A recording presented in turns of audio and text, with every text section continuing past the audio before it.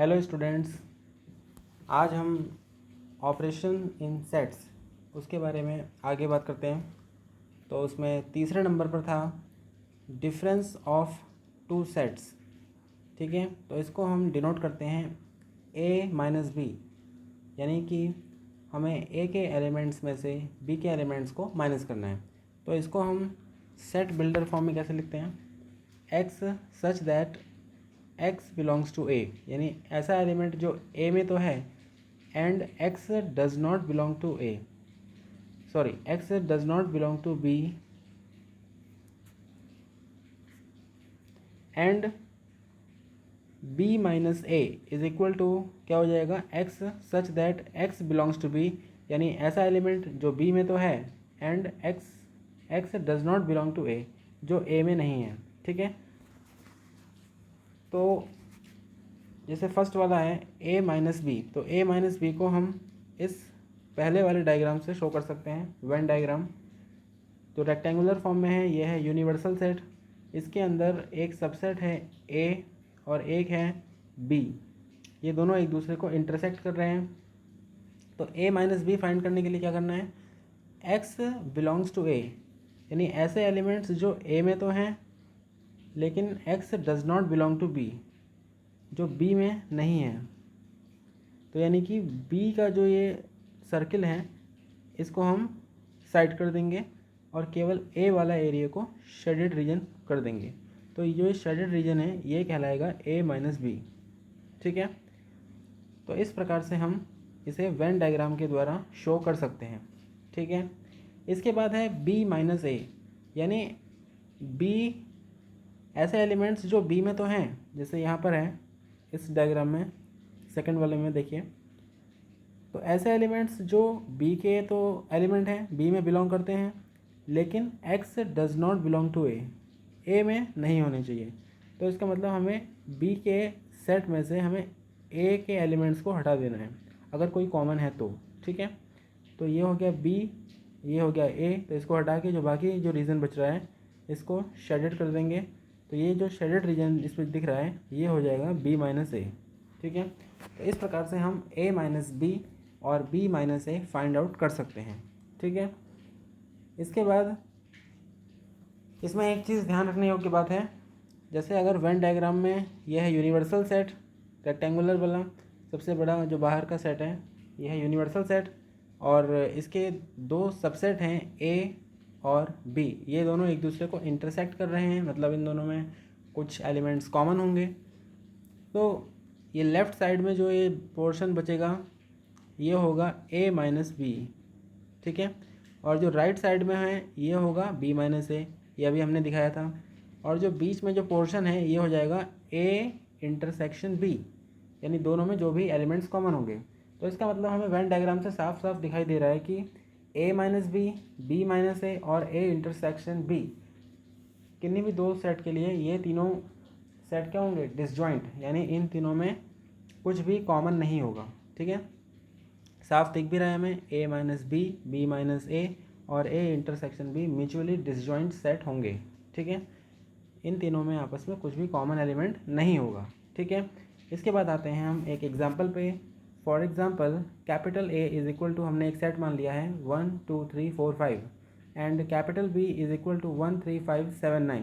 ठीक है, तो a माइनस बी क्या होगा, देखिए a के एलिमेंट्स में से हमें ऐसे एलिमेंट्स हटा देने हैं जो कि b में हैं। तो हमें देखिए क्या क्या दिख रहा है, 1 b में है तो 1 हट जाएगा, 3 जो है ये भी b में हमें दिख रहा है 1 3, तो इसको भी हटा देंगे। 5 जो a में है वो b में भी है तो इसको भी हटा देंगे। तो बचेगा क्या, केवल 2 और 4 बचेगा। तो a माइनस बी हो जाएगा 2, 4। तो a माइनस बी में हमें दो ही एलिमेंट मिलेंगे 2 एंड 4। ठीक है, इसके बाद इसी क्वेश्चन में हम देखते हैं b माइनस a। तो b सेट में से हमें a के एलिमेंट्स को हटा देंगे। ठीक है, तो यहाँ पर हम देखेंगे b में कौन कौन से एलिमेंट्स हैं जो a में भी हैं, 1 और ये 3 है और 5। तो 1 3 5 हटा के बचेगा 7 और 9। तो b minus a equal to क्या हो जाएगा, 7 9। ठीक है, तो यहाँ पे आपका यहाँ भी 2 एलिमेंट मिलेंगे 7 और 9। तो इस प्रकार से हमने a माइनस बी और b माइनस ए फाइंड कर लिया। ठीक है, तो इस प्रकार से हम किसी भी क्वेश्चन के लिए a माइनस बी और b माइनस ए को फाइंड कर सकते हैं। ठीक है, नेक्स्ट है फोर्थ ऑपरेशन है symmetric difference of two sets. इसको हम डिनोट करते हैं a delta b। a delta b is equal to होता है x such that x belongs to a union b, यानी x a यूनियन b में तो होना चाहिए, कॉमा मतलब and x does not belong to a intersection b, x a intersection b में नहीं होना चाहिए। ठीक है, तो वो इस प्रकार का जो सेट बनेगा उसे हम a डेल्टा b कहते हैं। ये किसका नोटेशन है? Symmetric difference. तो ये हो जाएगा symmetric difference of a and b x such that x belongs to a union b, यानी a यूनियन b के एलिमेंट हो बट वो x does not belong to a intersection b, वो a इंटरसेक्शन b में नहीं होना चाहिए। ठीक है, तो इसको हम ऐसे भी लिख सकते हैं a यूनियन b माइनस कर देंगे a इंटरसेक्शन b। ठीक है, और इसको हम दूसरी तरीके से भी लिख सकते हैं, क्योंकि हमें पूरे a यूनियन b में से हमें a इंटरसेक्शन b को हमें हटा देना है, माइनस कर देना है ना। तो अब अगर यहाँ पे आप डायग्राम भी देखेंगे तो देखिए, अगर हम a यूनियन b में से a इंटरसेक्शन b को हटा देंगे तो बचेगा क्या? a माइनस बी बचेगा और b माइनस ए बचेगा। तो इन दोनों का यूनियन भी हम कह सकते हैं। तो यहाँ से आ जाएगा आपका a minus B union b minus A. ठीक है, तो सिमेट्रिक डिफरेंस के हम दो फॉर्मूले कह सकते हैं। अब आते हैं एग्जाम्पल में। Let a set capital A is equal to 1 2 3 4 5 and capital B is equal to 1 3 5 7 9। Then A union B, पहले हम निकालेंगे A union B is equal to दोनों सेट का यूनियन ले लेंगे। ये हो जाएगा 1 2 3 4 5 7 9 एंड A इंटरसेक्शन B लेंगे तो ये मिलेगा 1 3 5। नेक्स्ट हमें निकालेंगे, हम इसके बाद निकालेंगे सिमेट्रिक डिफरेंस। तो A delta B is equal to हो जाएगा यहाँ पर, देखिए A union B minus A intersection B हमें करना है। तो A यूनियन B के एलिमेंट्स में से हम A इंटरसेक्शन B वाले एलिमेंट्स को हटा देंगे तो बचेगा क्या? देखिए 1 3 5 को हटा के बचेगा 2 4 7 9। ठीक है, तो ये हो जाएगा symmetric difference of A and B। इसके बाद हम नेक्स्ट फिफ्थ ऑपरेशन पे चलते हैं, complement of a set. Complement क्या होता है? इसको डिनोट करते हैं A डैश। इसके अलावा इसको हम ए सी के द्वारा भी इसको डिनोट किया जाता है। ठीक है, ए डैश कहिए या ए सी कहिए। ठीक है, ए के ऊपर छोटा सा सी लगाया है सुपर स्क्रिप्ट में। ठीक है, तो इस प्रकार से A dash is equal to X such that X belongs to U, यानी कि जो यूनिवर्सल सेट में हो and X does not belong to A, और वो ए में ना हो। ठीक है, यानी ऐसे यूनिवर्सल सेट के वो सभी एलिमेंट्स जो कि ए में नहीं हैं, ठीक है, जो कि ए में बिलोंग नहीं करते हैं, तो वो सब कहाँ आएंगे? ए डैश में, ए कॉम्प्लीमेंट में आ जाएंगे। तो इसको हम क्या लिख सकते हैं? इसको हम लिख सकते हैं यू माइनस ए। ठीक है, क्योंकि हमें यू यानी कि यूनिवर्सल सेट, उसमें से मतलब कोई भी क्वेश्चन हमें जो दिया होगा, जो भी प्रॉब्लम दी होगी, वहाँ पर जो यूनिवर्सल सेट होगा उसमें से हम क्या करेंगे? ए के एलिमेंट्स को हटा देंगे। तो इसके बाद वेन डायग्राम से देखिए, जैसे ये है रेक्टेंगुलर जो सेट है, ये है यूनिवर्सल सेट, और इसके अंदर एक सबसेट लिया है हमने ए। तो ए के बाहर के जितने भी एलिमेंट्स होंगे वो आ जाएगा ए डैश, वो कहलाएगा ए डैश, ए कॉम्प्लीमेंट। ठीक है, इस प्रकार से हम ए कॉम्प्लीमेंट वेन डायग्राम से दिखा सकते हैं। इसके बाद हम एक एग्जांपल में आते हैं। Let capital U is equal to 1 2 3 4 5 7 1 2 3 4 5 6 7 8 9 10। ठीक है, यानी कि 1 से लेकर हमने 10 तक सेट हमने मान लिया है यूनिवर्सल सेट। ठीक है, इसके बाद हम इसका एक सबसेट लेते हैं कैपिटल ए। कैपिटल ए हमने ले लिया है 1 2 3 5 7 9। तो ए डैश इज इक्वल टू हो जाएगा यू माइनस ए। तो यूनिवर्सल सेट में से हमें ए को माइनस कर देना है, तो बाकी एलिमेंट्स बचेंगे 4 6 8 10, चार ही एलिमेंट्स बचेंगे। तो ये हो जाएगा ए डैश या ए कॉम्प्लीमेंट, ठीक है। और एक नोट आपको ध्यान रखना है, ए डैश अगर ए कॉम्प्लीमेंट निकालने के बाद अगर उस सेट का हम फिर से कॉम्प्लीमेंट लेंगे तो वो ए ही मिलेगा, है ना। डायग्राम से भी हम देख सकते हैं, देखिए डायग्राम से भी अगर आप देखेंगे तो साफ साफ दिख रहा है,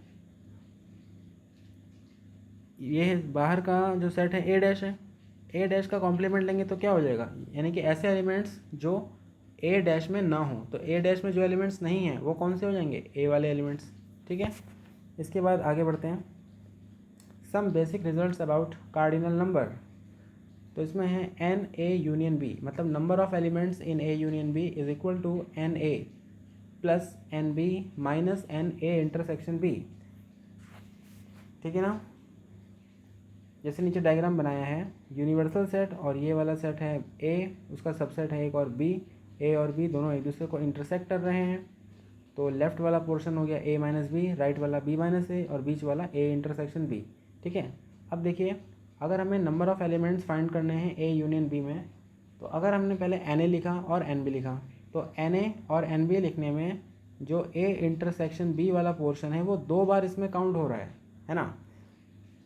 एन ए में भी है और वो एन बी में भी है, तो एक बार हमें इसको माइनस करना पड़ेगा, minus N A intersection B करेंगे तो हमें इस पूरे ए यूनियन बी में जितने भी एलिमेंट्स होंगे वो हमें मिल जाएंगे, ठीक है। तो इस प्रकार से ये फॉर्मूला आता है, इसको हमेशा याद रखिएगा, n A union B is equal to N A plus N B minus N A intersection B, ठीक है। अब इसी फॉर्मूले में अगर हम देखें, if A intersection B equal to 5, अगर ए और बी में कुछ भी कॉमन ना हो, एम्प्टी सेट हो, तो n A intersection B is equal to क्या हो जाएगा, n A plus N B, ठीक है। क्योंकि ए इंटरसेक्शन बी में एलिमेंट्स 0 हैं, तो ये इस प्रकार से फॉर्मूला यहाँ निकल सकता है अगर ए और बी म्यूचुअली डिसजॉइंट हों। इसके बाद कुछ फॉर्मूले आपको याद रखने हैं जो कि वेन डायग्राम से सीधे आ सकते हैं, ठीक है। वेन डायग्राम को अगर आप देखेंगे तो ये फॉर्मूले आपको सीधे, आप जैसे पहला वाला है N A minus B is equal to N A union B minus n B, है ना। तो वेन डायग्राम अगर आप देखेंगे तो ए यूनियन बी में से आपको पूरा एन बी अगर हटा दिया जाए, बी के एलिमेंट्स को पूरा हटा देंगे तो बचेगा क्या, केवल ए माइनस बी ही तो बचेगा। तो यहाँ आ जाएगा n A minus B is equal to N A union B minus n B. और इसी को हम कुछ इस तरीके से भी लिख सकते हैं, n A minus N A intersection B.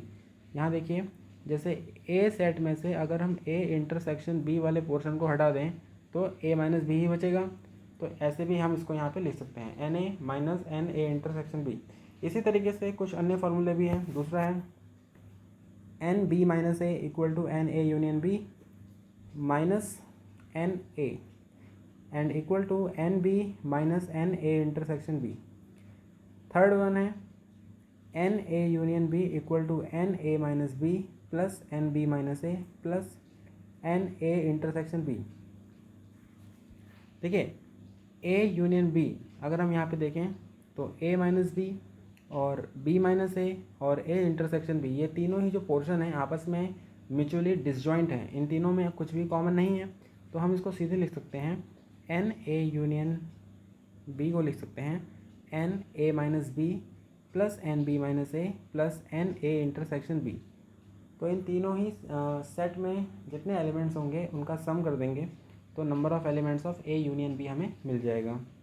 इसके बाद फोर्थ है N A dash, number of elements in A dash is equal to क्या होगा, एन यू, यानी यूनिवर्सल सेट में जितने भी टोटल एलिमेंट्स होंगे माइनस एन ए करना पड़ेगा, number of elements in A, तो हमें क्या मिल जाएगा, एन ए डैश। इसके बाद एक और इम्पॉर्टेंट फार्मूला है fifth, n A union B union C.